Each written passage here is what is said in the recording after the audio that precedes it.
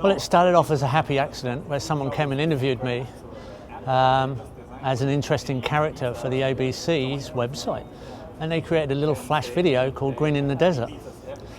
I didn't really know what that was about. I didn't know what it was going to look like, and I had no part in its production, but they sent it to me a few weeks later and said, "This is what we made. What do you think?" And I said, "Wow, that's interesting, really great. So can I use it on my website?" And they said, "Yeah, sure." So I used it, and it just went all around the world multiple times and created quite an effect.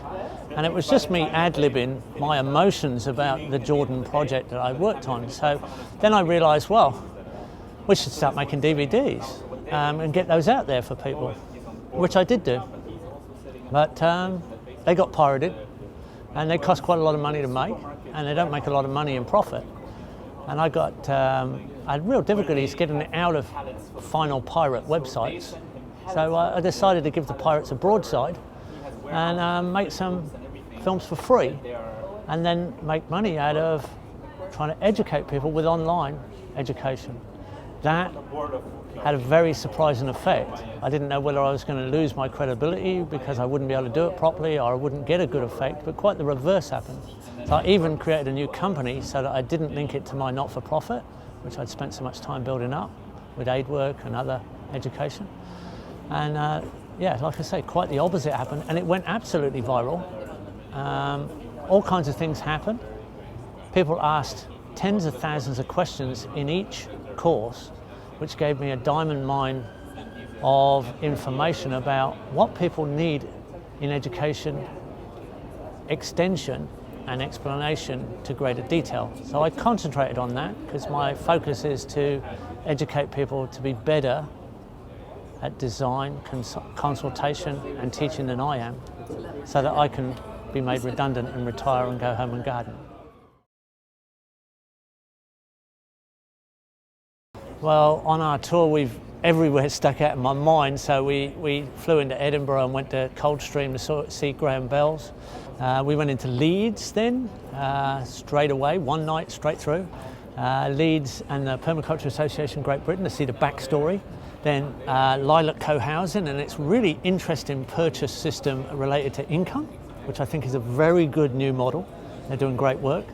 Then Rachel's Food Forest at Chittingham, I think it is, Hall and or Estate, where she's laid out a food forest over 4 years with very little maintenance. It's created an income and an abundance, even with what is quite a radical hands-off approach in some ways. And then we went to Paddock Farm, a young family that's moved with musical sort of children and a conflict resolution employment husband, and an interesting area where the Luddites started in that zone, and the highest canal in England. And then we went straight over to Centre of Alternative Technology, 20-year revisit for me, and did a story there plus a story on their Reedbed grey water sewage system, so 2 stories. Then down to Ragman's Lane in Ross-on-Wye, next to Ross-on-Wye, and did their whole beautiful development. Again, a 20-year revisit for me, and their evolutions, amazing. Then down to Totnes, Land Matters, a very radical land settlement system with benders and an appropriate way of approaching land. Very unusual rural land conversion.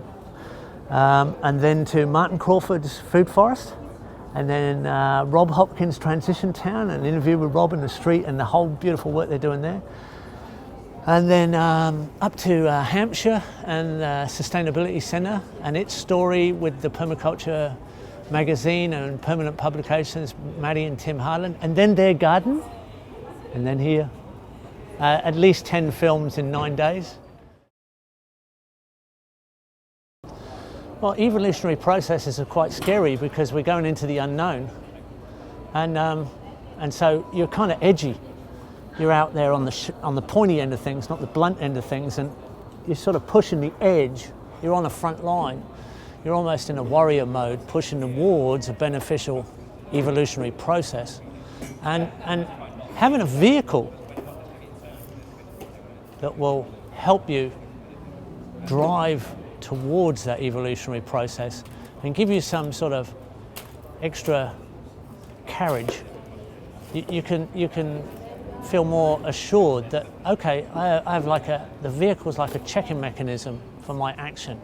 It's a process that I can use, and it gives you that extra security that you're gonna with less effort you're gonna cover more distance and get to your destination faster. And boy, we need to get there a bit faster.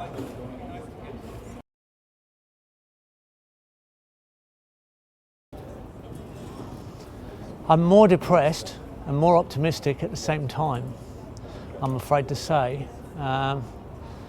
And I wish I could say I'm a lot more optimistic and I'm less depressed, but I think the world's getting more negative and more positive at the same time. It continues to polarize, unfortunately. I think the opportunity is in the mass media, which is being used as a weapon to create wars. And it always has been the media that's created wars, really, but now we've got a sharper sword. And we and this type of thing, filming and getting the message out there, has more potential. At the same time, the media has such damaging effects.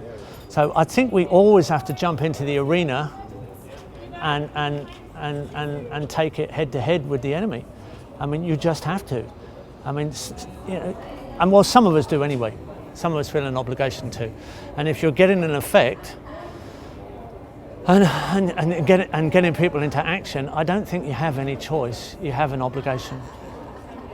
And through all the depression and optimism, I still hold on to Graham Bell's words, which always touch me in his first book, The Permaculture Way. If you're not having fun, you got the design wrong.